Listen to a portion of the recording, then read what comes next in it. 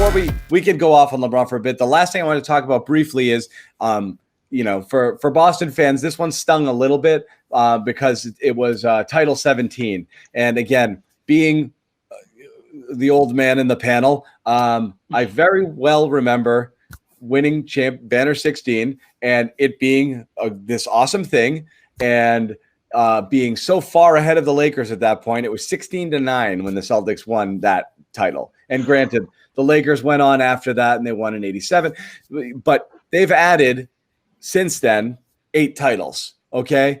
And the Celtics have had 1 in 33 years. So it's hard now to, it's hard to make the argument that the Celtics are still the greatest franchise of all time, even though people will want to. Want me to? And certainly when you stack up there was one interesting Twitter debate I saw. Is it possible? Does the all Lakers team beat the all NBA team? And the answer is yes. Let's not forget that the Lakers have the greatest collection of talent historically on their roster. It depends how you want to look at it. You want to look at it pure talent, players, or you're looking at it as impact to the league and impact to the Wilt, to the Kareem, Shaq, at center. Kobe. Two of those guys just coming off the Magic. bench. Right, exactly. Magic, Kobe, LeBron, Anthony Davis is backing LeBron up now. Okay, yeah, but then if we're talking impact, Red Auerbach, what Bill Russell did, here we go. The color barriers, you know what I mean? This is a lot of. How do you want to look at it? You're talking about talent, or we're talking about impact? Because there's no other franchise that impacted the NBA, the basketball world. Not impact. That's the different. Celtics. That's different. I don't disagree there. You would have seen a bunch of goofy, freaking white dudes dribbling around in the '80s if freaking Red Auerbach didn't come along. We had a few. You would have seen Magic Johnson and the Celtics dynasty and those guys going at it. We had a few. Well, here's my question. The Lakers have. You know what I mean? No. I'm not saying significance and impact. The Celtics.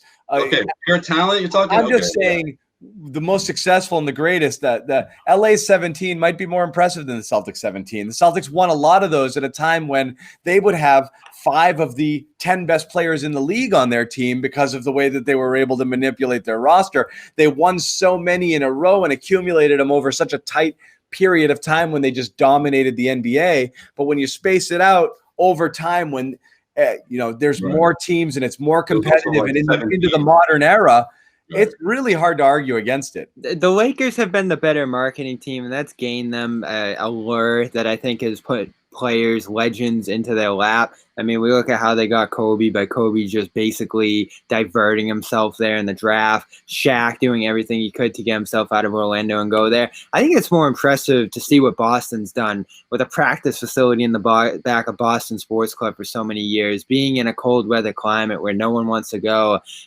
trading up in drafts for Larry Birds and Bill Russells, and just making all these shrewd moves. Even the latest one with Jason Tatum. College, Bobby.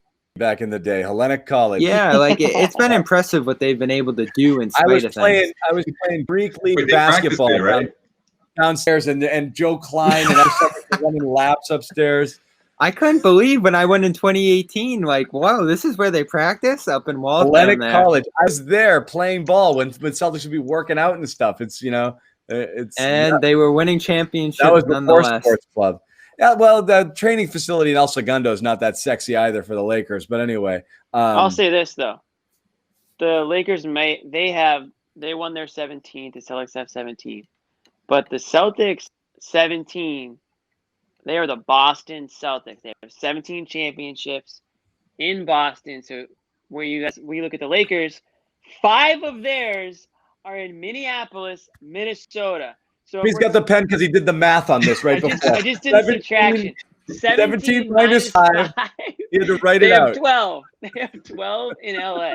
So you can go ahead and talk about organizations and move from town to town. But as far as I'm concerned, the Boston Celtics are still the greatest NBA franchise in existence.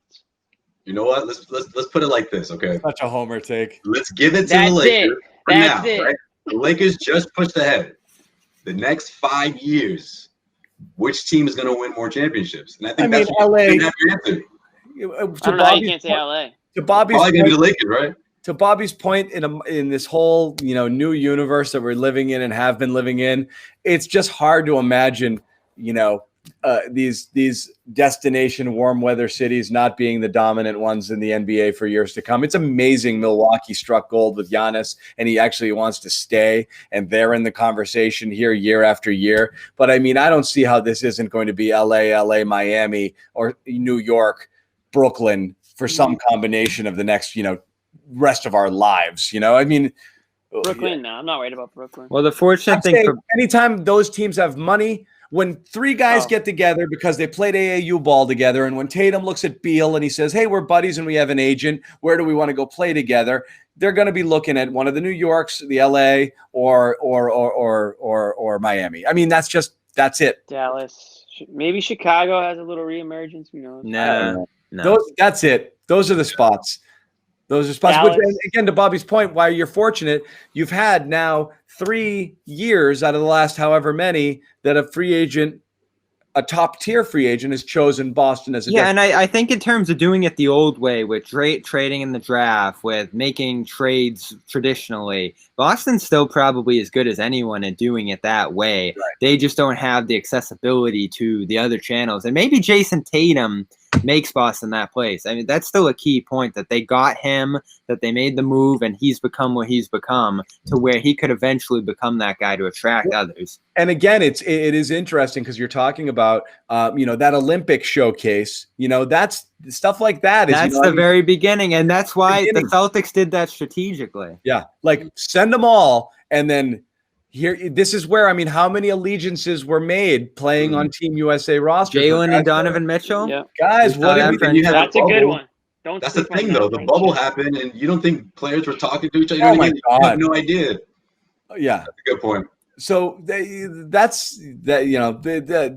do have that. That is their drawing power. But we can go in circles on that. There's a ton of stuff. It really is interesting. You're looking at, not just this year. You're looking at next couple of years. You're looking at that 2023 year where you're going to have to do a real roster build to make sure that you're positioned there, to have the team and the players that you can surround Jason and Jalen around going into the future. So there's short term, there's long term, there's immediate needs that are all going to be addressed, and a lot of stuff that happens here is going to kind of have ripple effect into the next few years. So it will be interesting when things do get cooking a little bit here in the offseason.